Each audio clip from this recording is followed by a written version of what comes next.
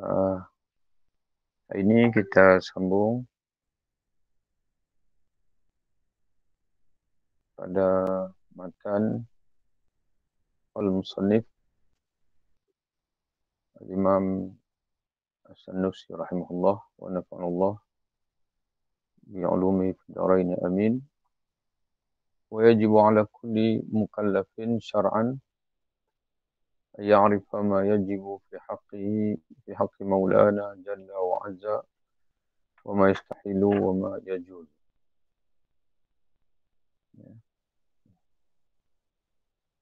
Kita berhenti di sini ya.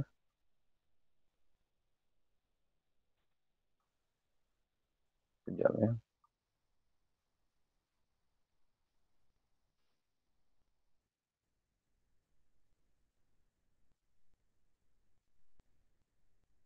ومما يستحيل في حقه تعالى 20 صفة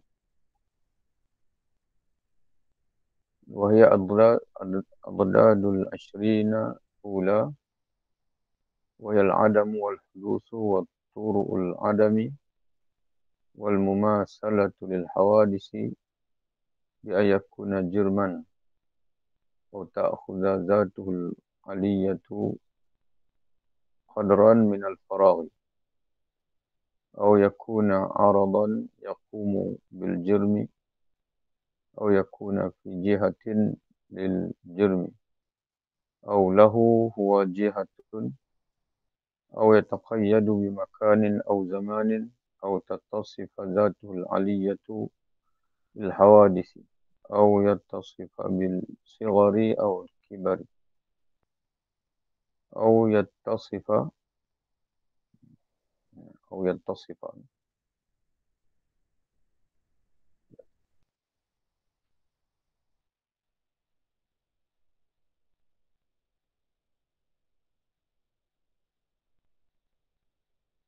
بالأغراض في الأفعال أو الأحكام.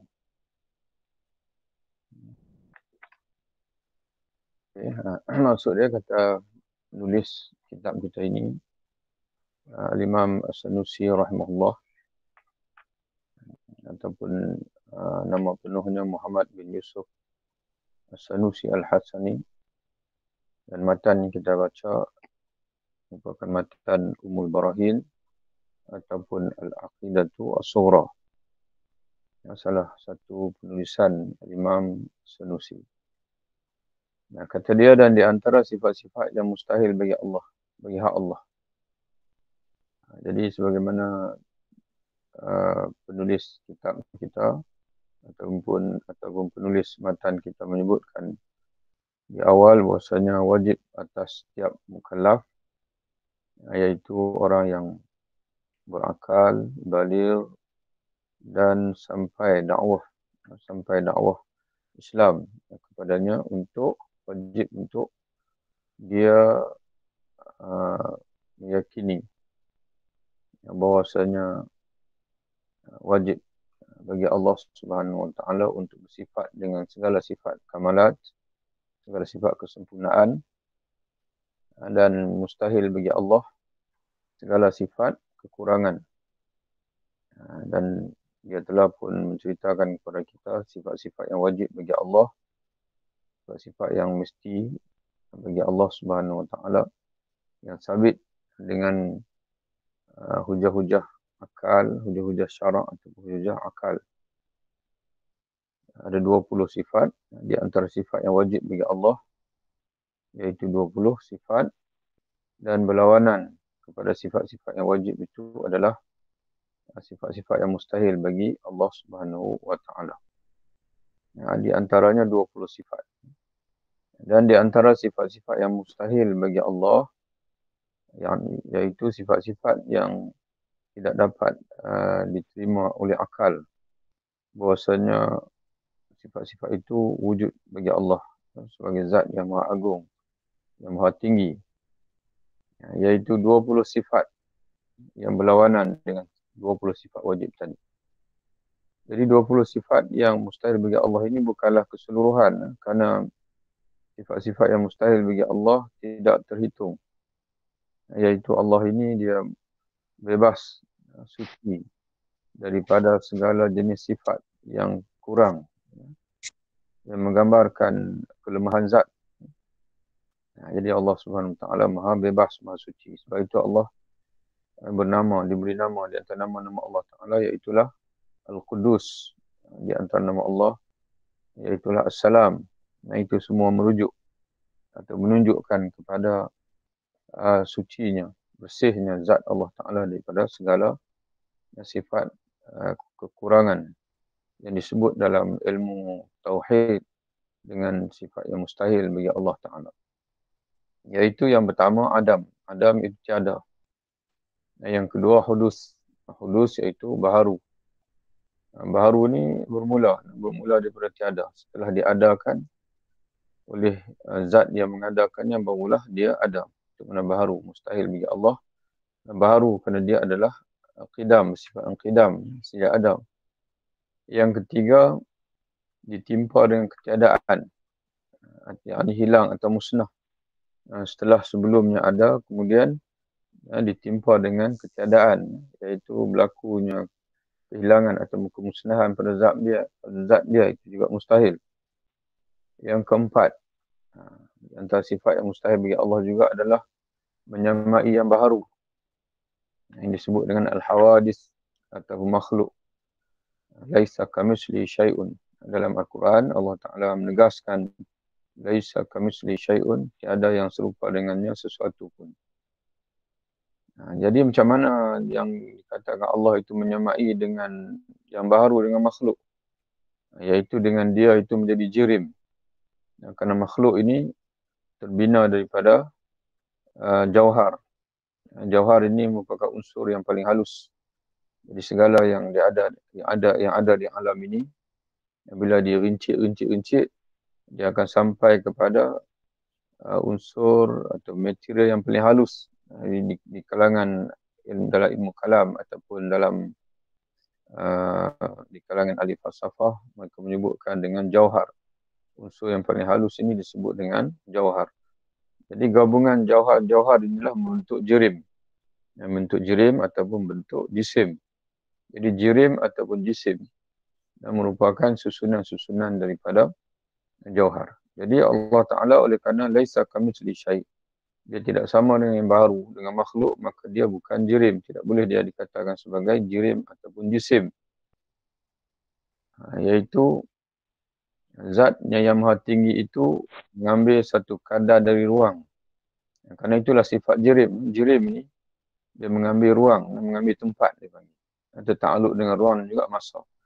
Tidak ada jirim dan tidak ada jisim, melainkan tertakluk dengan ruang, mengambil tempat ataupun mengambil terikat dengan masa. Jadi Allah Ta'ala oleh kerana dia bukan tidak sama dengan yang baharu dengan makhluk, maka dia bukan jirim, iaitu dia tidak terikat dengan ruang dan juga masa. Atau menjadi arad. Arad ini adalah sifat pada jisim ataupun jirim. Kerana setiap jirim itu ada sifat dia. Ada besar, ada kecil, ada tinggi, ada rendah, ada dia panggil putih, hitam. Itu dia panggil sifat-sifat jisim atau jirim. Itu dalam bahasa ilmu kalam ataupun bahasa ahli falsafahnya disebut dengan arad. Arad ini adalah sifat. Tinggi kita, rendah kita, itu dia panggil arad. Jadi arad ini dia tak berdiri sendiri, dia berdiri di atas jisim atau jirim. Jadi Allah Ta'ala ini bukan jirim, bukan jisim dan juga bukan arad. Yang bukan benda dan bukan sifat benda. Atau dikatakan dia berada pada satu arah bagi jirim. Satu arah bagi jirim. Itu tak boleh kita kata Allah Ta'ala itu berada di kanan jirim ataupun di kiri jirim, ataupun kita nak kata Allah itu berada di atas daripada jirim, suatu jirim, atau berada di bawah daripada satu jirim. Jadi sebab itu dalam akidah Asy'ariyah tidak boleh dikatakan Allah itu berada di atas arash, kerana arash itu juga sebahagian daripada jirim ataupun jisim. Walaupun dia tu jisim bukan jisim sebagaimana jisim ataupun jirim yang ada di langit dan bumi ini, yang lain. Tapi dia tetap makhluk. Jadi sebab itu bila kita kata Allah Ta'ala itu berada di atas arash, atas arash dengan mana istaqarra, menetap. Maknanya dia menetap di atas makhluk. Jadi dia sudah menyerupai makhluk di situ. Jadi walaupun kita tidak menafikan ayat Allah summa stawa ala arsh, kemudian Allah beristiwa atas arash, tapi dengan makna yang layak bagi Allah, bukan makna Allah Ta'ala bertempat. Allah beristiwa atas arash, ya, kita mengakui, tapi bukan makna Allah bertempat di atas arash. Habis makna apa? Wallahu alam. Kita serahkan kepada Allah Ta'ala makna itu. Sebagai contoh, dalam Quran ada alif lam mim nun qaf dan sebagainya. Bila ditanya kepada kita apa maknanya itu, wallahu alam. Apakah dia ada makna? Tidak ada makna. Mustahil tidak ada makna. Kerana mustahil Allah Ta'ala bercakap yang menurunkan kalamnya alif lam mim dalam keadaan tidak ada makna. Tapi apa maknanya? Wallahu alam. Allah yang Maha mengetahui. Jadi begitulah juga istawa al-arsh ada makna, tapi bukan makna tempat. Habis makna apa? Wallahu alam. Itu pendapat salaf. Ada pendapat khalaf, mereka mentafsirkan. Ulama-ulama kemudian mentafsirkan istawa dengan makna merintah. Allah menguasai, Allah tidak menjadikan arash dan membiarkan arash itu bergerak sendiri. Sebaliknya Allah mentakbir. Mentakbir itulah dipanggil makna majas bagi istawa. Itu pendapat khalaf. Atau dia sendiri memiliki arah. Jadi tak boleh kita kata Allah itu berada di arah. Kalau tadi kita kata Allah itu berada di atas arash. Itu tidak boleh kita sebut begitu kerana dia berada di atas tempat. Tempat itu adalah makhluk. Dan begitu kalau yang sama juga kita boleh kita berkata Allah berada di satu arah. Arah atas. Allah berada di atas. Kerana atas itu sendiri adalah makhluk. Jadi yang menciptakan arah atas itulah Allah. Jadi kalau kita kata Allah berada di arah atas, maka di mana Allah Ta'ala sebelum dia menciptakan atas tersebut. Jadi sebab itu akidah Asy'ariyah, dia mengisbatkan mukhalafatu ta'ala hawadis, bercanggahnya Allah dengan segala yang baru, maka di antaranya ialah mesti dinafikan Allah itu bertempat. Jadi segala sifat-sifat ayat sifat yang menunjukkan pada zahir Allah Ta'ala itu bertempat, maka hendaklah dinafikan makna zahirnya dan dipulangkan makna majaznya itu kepada Allah Ta'ala kalau mengikut pendapat salaf, ataupun ditafsirkan ataupun ditakwilkan kalau mengikut pendapat khalaf, dan ditafsirkan mengikut ayat-ayat yang muhkam. Ini ayat yang muhkam. Atau terikat dengan satu tempat. Tak boleh dikatakan Allah terikat dengan satu tempat atau satu zaman atau satu masa. Jadi sebab itu Allah Ta'ala ini ada mutahayyuz. Dia tidak terikat dengan masa dan juga tempat, kerana tempat dan masa itu adalah ciptaan dia. Atau dikatakan dia bersifat, atau zatnya yang tinggi bersifat dengan yang baru. Tak boleh kita kata Allah Ta'ala tinggi, Allah Ta'ala rendah, Allah Ta'ala besar, kecil dan sebagainya. Atau bersifat, makna dari segi Arab, adapun dari segi kedudukan, itu biasa. Mana kita kata Allah itu, kalau dari segi maknawi kita panggil Allah Ta'ala itu besar dalam makna kekuasaan. Kekuasaan Allah itu besar. Besar dalam makna kekuasaan yang besar, bukan jisimnya. Bukan dari segi saiz, kerana Allah Ta'ala itu bukan jisim untuk kita kata dia bersaiz. Untuk kita memahami makna nama Allah Al-Kabir itu dengan makna besar dari segi saiz, itu tidak mustahil bagi Allah. Adapun besar dengan makna kedudukan dia bagi pangkat, ataupun martabat, kemuliaan dia, kehebatannya, kekuasaannya, itu sifat dia panggilnya sifat bagi Allah. Yang besar dari segi sifat, kedudukan, yang bukan besar dari segi dipanggil dengan memberi makna jisim atau jirim pada Allah. Atau bersifat dengan memiliki kepentingan bagi setiap perbuatan. dan keputusannya. Jadi setiap perbuatan Allah tidak ada sebarang kepentingan yang kembali kepada Allah. Sebagaimana uraian dalam nota kaki, perkataan aghraq dalam matan menafikan aghraq bagi Allah Subhanahu Wa Taala, di mana aghraq itu memberi maksud suatu sifat yang menjadi tujuan bagi suatu tindakan untuk menjaga maslahat atau menjauhi mudarat. Macam kita bila buat sesuatu, melakukan sesuatu, ada dipanggil cetusan, ada faktor yang mencetuskan keinginan kita untuk melakukan sesuatu, iaitu untuk mencapai maslahat atau mudarat. Jadi Allah Subhanahu Wa Taala zat yang maha kaya, dia tidak perlu melakukan sesuatu untuk mencapai sesuatu. Dia maha kaya. Jadi Allah melakukan sesuatu semata-mata kerana iradah dia. Kerana dia berkehendak untuk melakukan suatu perbuatan. Bukan kerana di sana ada aghraq, ada suatu yang mencetuskan, yang mendorong.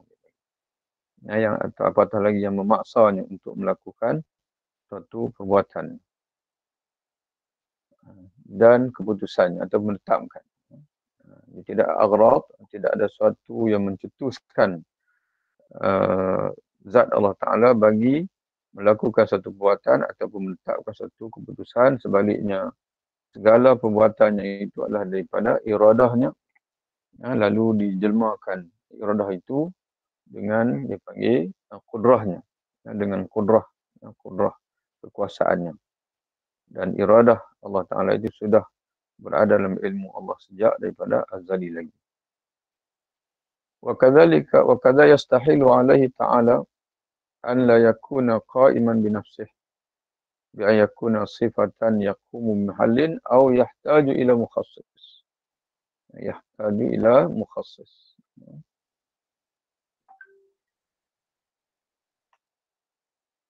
Itu juga adalah mustahil bagi Allah untuk tidak berdiri dengan sendiri.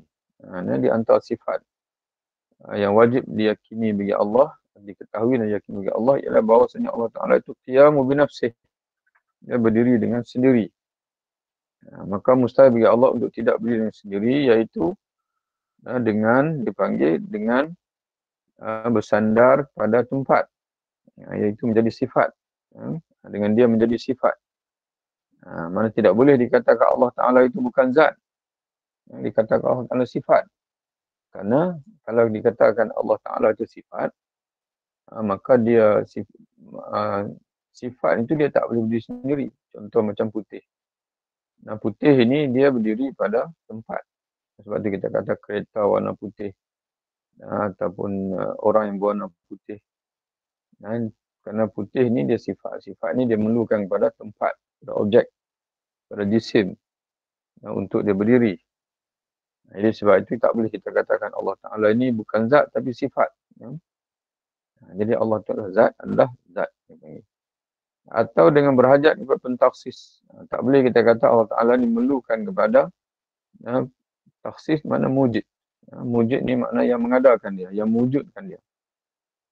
Kerana kalau Allah ni memerlukan pentaksis, kerana suatu benda yang kerana Allah Ta'ala wajib al-wujud.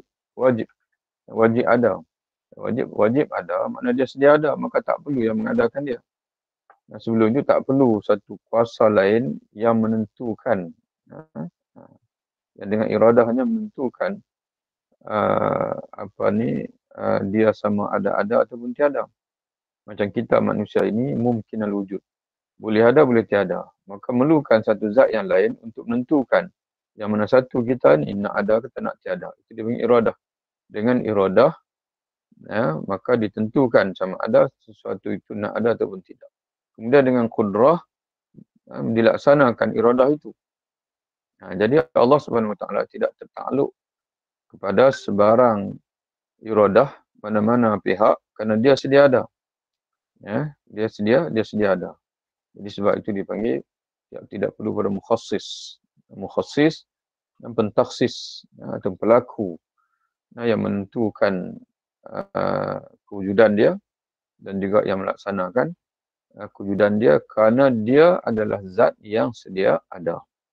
Zat yang sedia ada dipanggil tidak perlu kepada sebarang dipanggil kuasa ataupun sebarang dipanggil zat yang lain untuk menentukan kewujudan dia dan juga mengadakan kewujudan dia. Jadi dia berdiri sendiri. Allah Ta'ala itu berdiri sendiri dan tidak perlu kepada pentaksis, dan tidak perlu yang kepada yang mengadakan dia, ataupun tidak perlu kepada tempat untuk dia berpijak. Wa kadzalika yastahilu alaihi ta'ala. Jadi sebab itu tuan-tuan sekalian, kadang-kadang bila kita mengaji dengan cara ilmu kalam ini, dia bergantung pada kita lah. Bergantung kepada kita. Bagi orang yang dia tahu bahawasanya dia akan berdepan, dia nak jadi pendakwah, nak mengislamkan orang lain, nak berhujah dengan manusia-manusia yang hanya ada akal, dikurniakan Allah kebijaksanaan akal, tapi dia belum percaya kepada Quran hadis, maka pada ketika itu dia mesti mahir untuk bermain dengan akal manusia, bermain dengan logik, dia panggil, bermain dengan mantik, bermain dengan logik. Jadi ilmu-ilmu yang sebegini mengajar dia untuk berfikir, ilmu berfikir dengan menggunakan istilah yang tepat. Jadi sebab itu di antara cabang ilmu mantik ialah mengajar kita membina istilah, dan membina istilah dengan tepat. Dia panggil al-haddu. Al-haddu tam, al-haddu naqis. Maknanya kita kena fahamlah. Maknanya setiap kejadian alam ini kerana ada dipanggil, ada zat yang mukhassis dan juga zat yang fa'il dipanggil. Zat yang mentakhsiskan. Kerana alam ini dia sifat dia begitu. Sifat mungkin. Dia berlaku dua sifat. Sama ada hitam atau putih. Sama ada tinggi atau rendah. Sama ada hidup ataupun mati. Jadi perlukan kepada mukhassis, sesuatu zat yang menentukan. Itu benar mukhassis, yang menentukan apakah makhluk itu dia tinggi atau rendah. Dalam Quran Allah kata musawwir, dia menentukan rupa. Jadi yang menentukan itu dia mukhassis. Setelah dia menentukan, maka dia mencipta. Mencipta itu adalah fa'il atau khaliq. Jadi istilah-istilah begitulah. Mana kita boleh mencetuskan kesedaran dalam hati manusia bahawasanya alam ini bukan berlaku dengan begitu saja, dengan tiba-tiba, sebaliknya ada mukhassis dan ada fa'il, ada khaliq. Mukhassis itu adalah Allah dan juga fa'il itu juga adalah Allah Subhanahu wa taala. Tapi bagi tuan-tuan dan puan sekalian yang mengasalkan bahawa tidak perlu untuk berhujah dengan siapa-siapa, maka mungkin matan ini bukan matan yang sesuai bagi tuan-tuan dan sekalian. Matan yang sesuai bagi tuan-tuan sekalian adalah matan yang lain, di antaranya matan Mursyidah, matan Aqidah Al-Hamawi yang kita mengaji sebelum ini. Dan selepas ini insya-Allah kita akan mengaji matan Aqidatul Awam. Dan juga mungkin yang lebih sesuai lagi adalah matan Aqidatul Muslim Imam Al-Haddad, iaitu matan mengikut tarik ilmu hadis, ilmu ulama hadis. Ini matan ni dia mengikut tarik ulama kalam. Ulama kalam yang menggunakan istilah-istilah mantiq ataupun istilah-istilah falsafah. Jadi kita mengajilah. Jadi jangan tuan-tuan sekalian mana ambil setakat yang faham. Ambil setakat yang faham. Nanti insya-Allah kita akan lalu matan-matan yang lain lagi. Dan cumanya pegang dua perkara saja, pegang tentang zat Allah Ta'ala ini. Yang pertama, wajib kita yakini bahwasanya Allah Ta'ala ini bersifat dengan segala sifat kesempurnaan. Yang keduanya, mustahil bagi Allah segala sifat kekurangan. Dan di sana harus bagi Allah untuk menciptakan, untuk mengadakan juga menciptakan apa yang dia nak ciptakan di alam ini. Itu saja yang perlu kita. Ataupun tuan-tuan sekalian berzikir saja. Sebab ada ketika berzikir dengan la ilaha illallah, Dengan zikir la ilaha illallah itu kita menafikan sekutu bagi Allah. La ilaha illallah, tidak ada Tuhan yang berhak disembah melainkan Allah. Ada ketikanya kita berzikir dengan subhanallah. Subhanallah, maha suci Allah, maha suci Allah.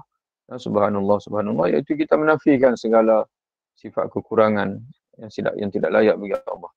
Dan ada ketikanya yang kita berzikir dengan alhamdulillah. Segala puji bagi Allah, segala pujian yang layak bagi Allah, segala ketinggian yang layak bagi Allah, iaitu kita mengisbatkan bagi Allah segala sifat-sifat yang agung. Itu mana alhamdulillah. Alhamdulillahirabbil alamin. Tak ada ketika yang kita berzikir dengan la haula wala quwwata illa billah. Yang tiada daya dan tiada kekuatan melainkan Allah, iaitu kita menafikan kita memulangkan segala yang berlaku itu adalah dengan kehendak, tertakluk dengan kehendak dan juga dengan kuasa daripada Allah Subhanahu wa taala. Jadi Allah dah menyediakan dah lafaz-lafaz zikir, dan kita sedia maklum bahwasanya kita pernah baca hadis sebelum ini di mana menyebutkan Allah memilih untuk hamba-hambanya 4 ucapan. Allah memilih untuk hamba-hambanya 4 ucapan. Itu subhanallah walhamdulillah wa la ilaha illallah Allahu akbar. Di mana keempat ucapan ini merupakan ucapan yang meneguhkan akidah seorang muslim, seorang mukmin terhadap Allah Subhanahu wa taala. Kemudian wakadzalika yastahilu, sambung lagi, begitu juga mustahil atas Allah untuk tidak bersifat dengan esa. Iaitu alla yakuna wahidan, iaitu bi ayakuna murakaban, iaitu dengan bersusun pada zatnya. Dalam pengertian yang lain, bahwa zat Allah Ta'ala itu mustahil tersusun daripada anggota-anggota.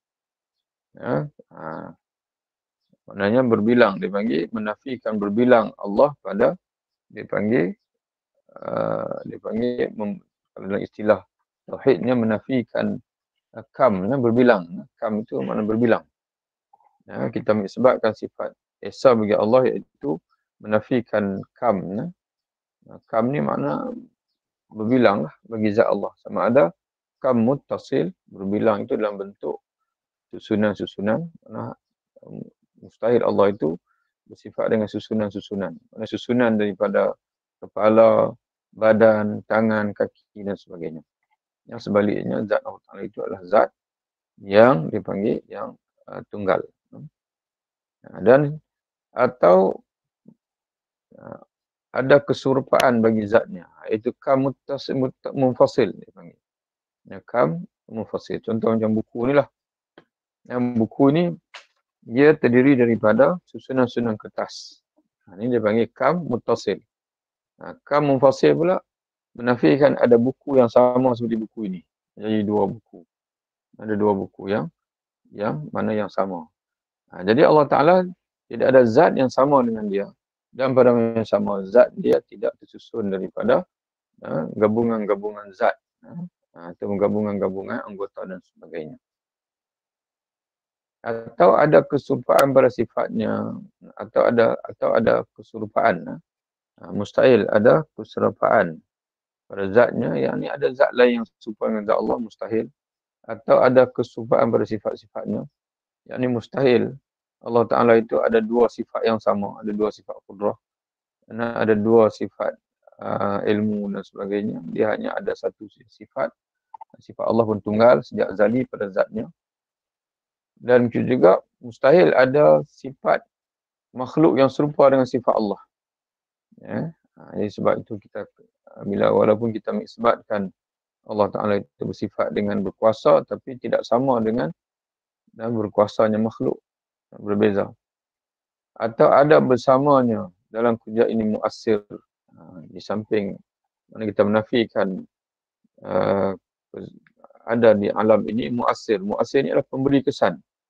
Yang pemberi kesan bagi suatu perbuatan dari perbuatan-perbuatan yang berlaku di alam ini, yang kita menafikan ada kuasa lain yang turut memberi kesan pada alam ini selain daripada kuasa Allah Subhanahu wa taala. Sebaliknya, kita hanya mengisbatkan bahwasanya segala yang berlaku di alam ini semuanya adalah tertakluk dengan satu iradah sahaja dan juga satu qudrah saja, iaitu Allah Ta'ala.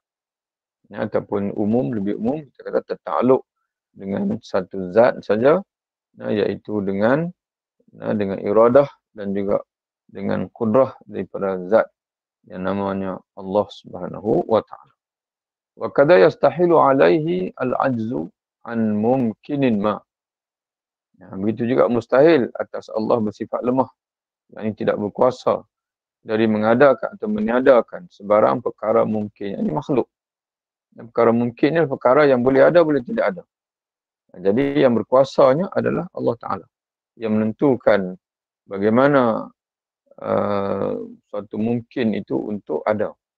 Ataupun dia juga yang berkuasa menentukan yang ada itu menjadi tiada. Itu makna mungkin. Mungkin ni lah makhluk lah. Iaitu satu, dia panggil suatu perkara yang boleh ada, boleh tiada. Boleh hitam, boleh putih. Boleh tinggi, boleh rendah. Boleh hidup, boleh mati. Itu makna mungkin. Perkara-perkara yang dipanggil yatasawwar al-aqlu wujuduhu wa adamuhu. Perkara yang akal boleh mentasawurkan adanya dan juga tiadanya. Juga mustahil atasnya mengadakan sesuatu dari alam ini dalam keadaan membenci kewujudannya. Yang ini makna Allah Ta'ala mustahil, Allah Ta'ala terpaksa. Yang terpaksa mengadakan sesuatu di alam ini. Dalam pengertian yang lain, wujud tanpa iradahnya. Makna mustahil. Sesuatu ini boleh wujud dengan tanpa iradah Allah, iaitu Allah terpaksa. Atau wujud dalam keadaan dia lupa kewujudannya. Yang mana asalnya Allah Ta'ala tahu kata dia ada. Tapi kemudian Allah Ta'ala lupa. Lupa kata dia ada. Ataupun berlaku. Mustahil. Kerana itu menggambarkan kelemahan Allah Ta'ala. Atau tidak menyedari. Tiba-tiba dia ada. Boleh ada. Macam kita lah. Kita tak menyedari dalam rumah kita tu banyak. Dia panggil benda-benda yang contoh macam tikus. Dia ada dalam rumah kita. Tak sedang. Tiba-tiba kita pun tengok ada dia panggil tai tikus. Maknanya kita tak menyedari kewujudan dia. Mustahil bagi Allah. Semua yang kewujudan yang berlaku di alam ini adalah dengan iradah Allah, dan tertakluk dengan iradah Allah, dengan kuasa Allah. Dia hanya ada bila Allah Ta'ala menghendaki untuk dia ada. Atau dia hanya penyebab kejadian. Ini ahli falsafah. Ada ahli falsafah menyatakan bahawa Tuhan ini hanya penyebab kejadian, bukan yang menciptakan kejadian. Kejadian berlaku dengan sendiri di alam ini. Allah Ta'ala ni hanya penyebab saja. Contoh macam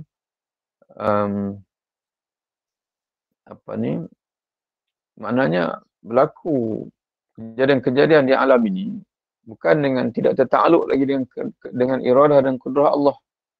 Tetapi Allah itu hanya penyebab terjadinya alam ini. Tapi alam ini berlaku berjalan dengan sendiri. Sebagai contoh dalam kitab yang menghuraikan syarah, di antaranya dibagi contoh macam cincin di jari.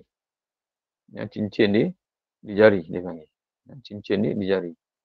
Cincin di jari, bila kita goyangkan tangan, cincin turut bergoyang. Jadi bergoyangnya cincin itu dengan sebab tangan. Bukan kerana iradah dan juga kudrah yang diberi oleh tangan. Bukan kerana dipanggil Allah Ta'ala. Kita memberi iradah dan kudrah, mana kita lah kalau kita kata tangan kita, sebab tangan kita. Kita memberi iradah, kudrah kepada apa? Kepada tangan. Bukan kepada cincin. Tapi kemudian dengan iradah yang kita berikan kepada tangan itu, bila tangan itu kita gerakkan, maka turut bergerak, dipanggil cincin. Jadi, begitulah kata sebagai ahli falsafah. Allah Ta'ala ini, alam ni wujud dengan sebab Allah. Tapi segala yang berlaku di alam ini, bukan lagi dengan iradah dan kudrah Allah, tapi iradah dan kudrah yang sedia ada pada alam tersebut. Iradah dan kudrah sedia ada pada alam tersebut. Jadi sebab itu mengikut akidah Asy'ariyah, segala yang berlaku di alam ini adalah kejadian yang baru. Bukan penerusan kepada kejadian yang sedia ada. Boleh faham tak? Tak faham tak apalah. Itu dipanggil Tapi pendirian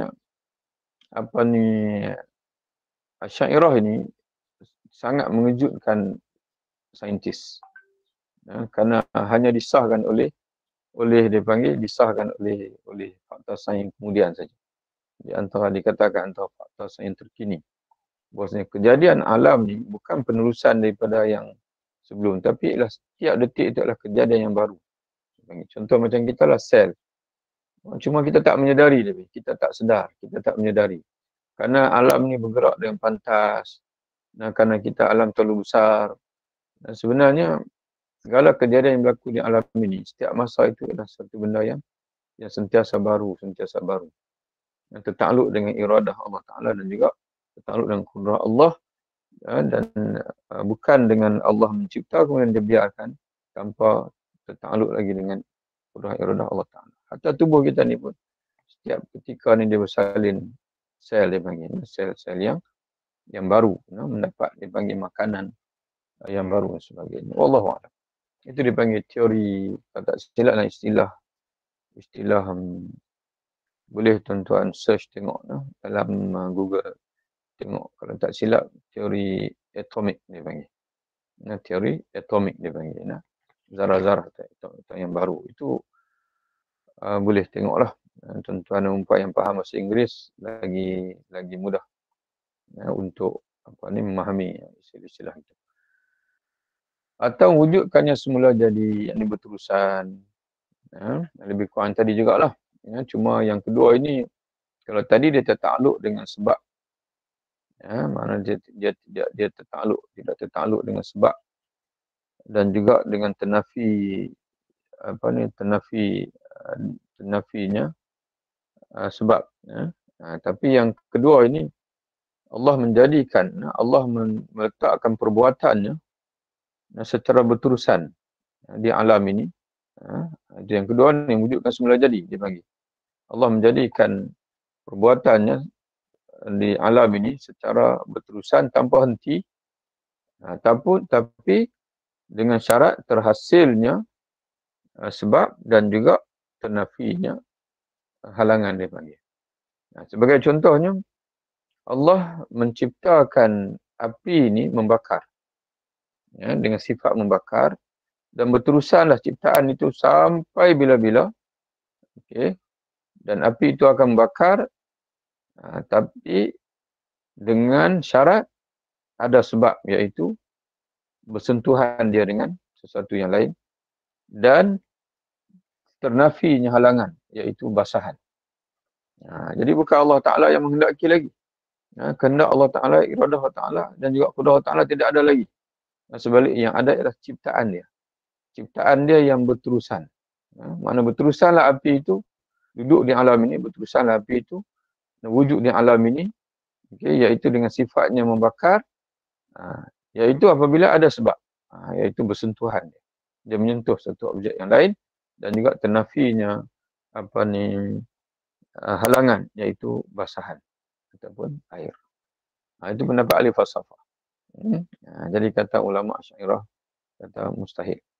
Kalau itu mana Allah Ta'ala lemah daripada mengawal.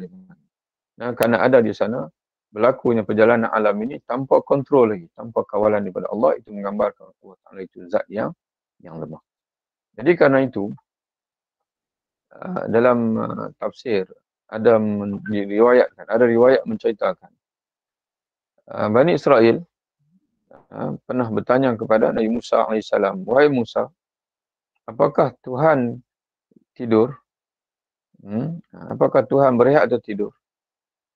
Ataupun adakah Tuhan ni ada masa berehat dan tidur?" Kalau kita dalam Quran, la ta'khudhu sinatun wa la naum. Allah ini satu zat yang tidak menimpanya mengantuk apatah lagi tidur. Tapi Bani Israel ni dia punya umat yang nakal, dia panggil. Dia tanya tu tahulah. Mana kalau dia beritahu kata dia ada Tuhan yang ada waktu berehat atau tidur, mana waktu Tuhan berehat dan tidur itulah mereka nak lakukan maksiat. Kerana di luar daripada kontrol, luar daripada kawalan Allah Ta'ala. Lalu Musa AS bertanya Allah, "Ya Allah, umatku bertanya, apakah kamu tidur? Apakah kamu berehat?" Lalu Allah Ta'ala kata, wahai Musa, aku perintahkan kamu pada malam ini untuk kamu berdiri sepanjang malam. Kemudian di sebelah tangan kanan kamu ada lampu, di sebelah tangan kiri kamu ada lampu. Ya, Nabi Musa pun laksanakanlah perintah Allah. Sampai satu ketika dia terlelap, lalu jatuh lampu daripada tangan dia dan pecah. Lalu Allah Ta'ala kata, ya Musa, kalau aku ini tidur, yang mengantuk, maknanya yang lemah, maka bagaimana alam ini akan berjalan dengan teratur. Itu dia panggil tamsil, dia panggil. Dan tamsil, wallahu a'lam, riwayat itu sahih ke tidak sahih, itu boleh rujuk kembali, tapi itulah tamsil yang diberikan oleh riwayat, menggambarkan bahwasanya perjalanan alam ini dengan sama, dengan stabil, dengan teratur, menunjukkan bahwasanya dia diatur, ditakbir oleh zat yang mana yang iradahnya dan semua yang berlaku di alam ini setiap detik berlaku dengan iradah, dengan juga dengan qudrah daripada Allah Taala. Wa addalu sifat al-ma'nawiyah wadiyatun min hadza.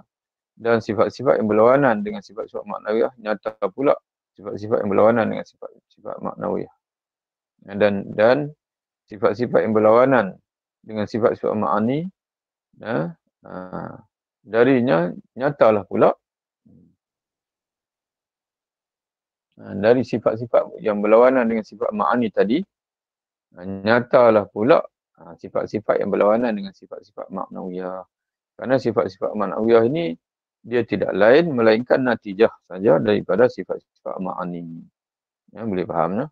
Jadi sebab itu sebahagian kitab dia kata yang wajib, sifat-sifat yang wajib kita yakini, kita mengetahui bagi Allah dan kita yakini bagi Allah ini 13. Ya, kerana tak perlu kita masukkan sifat maknawiyah yang 7, kerana sifat maknawiyah ini tidak lain melainkan natijah kepada 7 sifat ma'ani yang kita sebutkan sebelum ini. Wa amal jaizu fi haqqi ta'ala. Adapun sifat yang harus bagi hak Allah. Mana harus ni maknanya terpulang kepada Allah, terpulang kepada qudrah dan iradah dia. Ya, sama ada dia nak buat ke, dia tak mau buat ke, sama ada dia nak lakukan atau tidak. Ya, iaitu harus bagi Allah melakukan atau mengadakan segala yang mungkin, yang ni makhluk. Yang harus bagi Allah untuk melakukan atau mengadakan suatu yang sifatnya makhluk atau meninggalkannya. Mana harus dia mengadakannya ataupun dia meninggalkan dari mengadakannya. Itu terpulang pada iradah dan qudrah Allah. Jadi bagi akidah Asy'ariyah, segala sifat fi'il, perbuatan Allah. Allah menurunkan rezeki, Allah menarik rezeki, Allah menghidupkan, Allah mematikan, itu dipanggil sifat perbuatan Allah. Af'alullah itu, segala af'alullah itu, maka termasuk dalam inilah sifat-sifat yang harus bagi Allah. Jaiz ni.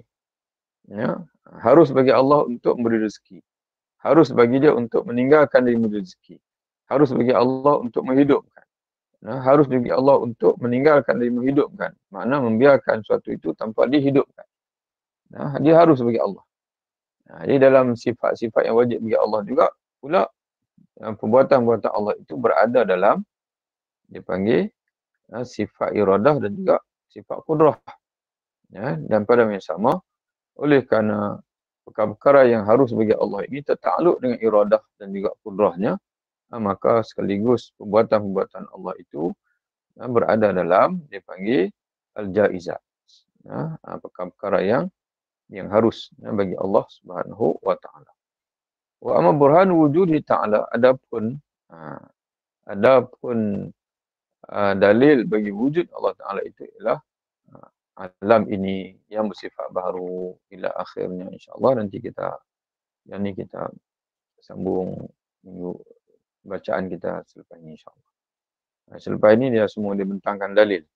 Dalil akli, dalil naqli. Dalil akli, dalil naqli bagi semua sifat yang wajib bagi Allah dan juga sifat-sifat yang mustahil bagi Allah. Apa dalil bahasanya dia mustahil bagi Allah Taala, dan juga sifat harus bagi Allah. Apa dalil bahasanya Allah harus saja mencipta makhluk, bukan wajib.